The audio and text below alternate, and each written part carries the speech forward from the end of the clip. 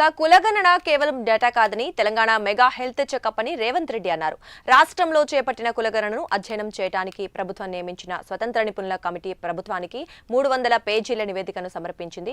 ఇక శనివారం ఎంసీహెచ్ఆర్డీలో జరిగిన సమావేశంలో ముఖ్యమంత్రి రేవంత్ రెడ్డితో ఇండిపెండెంట్ నిపుణుల working group chairman justice Sudarshan Reddy ఆధ్వర్యంలో సమావేశం జరిగింది. రాహుల్ గాంధీ ఇచ్చిన మాట ప్రకారం రాష్ట్రంలో కులగణన సర్వే విజయవంతంగా నిర్వహించామని తెలిపారు. ఇక రాష్ట్రంలో బలహీన వర్గాల అభ్యున్నతికి సామాజిక న్యాయాన్ని అమలు చేసేందుకు ఈ నివేదిక ఉపయోగపడుతుందని చెప్పారు.